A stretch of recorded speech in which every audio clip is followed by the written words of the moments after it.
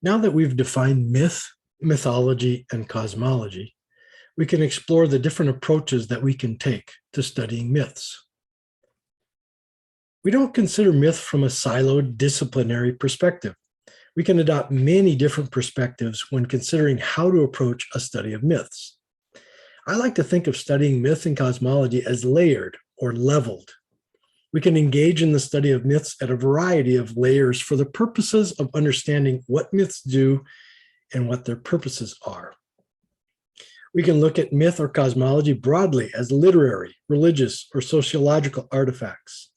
We can study myths or cosmologies themselves as stories, as the sole object of study, or we can view myths as cosmological, ideological stories of creation, the origin of life, explaining, teaching, and putting us in accord with the beginning of life and the universe.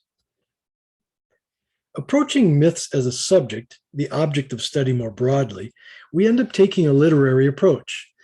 We can merely look at the definitions, functions, and other fundamental elements of the stories and compare and analyze those.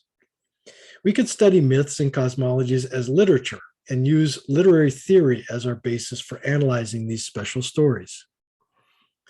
We could analyze how myths have common features with common essential elements, making them different from other stories, and spend all our time on that analysis and develop research along the lines of the purpose of myths. Or we could look at myths and their role in society, analyzing the effects of myth and their role in rituals and behaviors. Another approach would be to look at myths themselves, looking at collections, mythologies, by different cultures, studying the body of myths in depth, comparing them with other mythologies, such as Greek versus Roman myth, or comparing those two with Egyptian myth.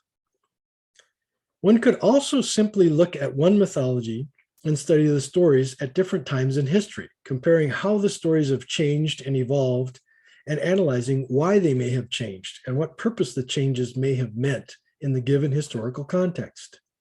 The evolution of stories about Thor, for example, tracing those stories through to their modern day expressions in the Marvel Cinematic Universe.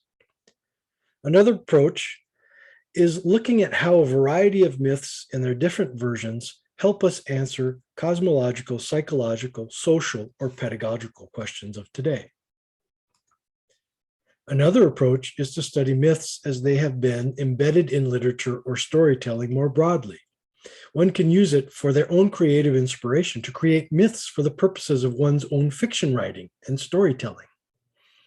Whether choosing an oral or written tradition, the study of the structure, definitions, real effects of storytelling on behaviors, and so forth can be a very essential source for one's creative exercise. These different approaches to myth and cosmological study, analysis, research, and creative inspiration are not an exhaustive list. While we can take any of these layers in analyzing myth, we also need to account for why myths exist at all. What are the functions of myth? We've alluded to these in previous presentations and in this presentation, but the next presentation will address these specifically.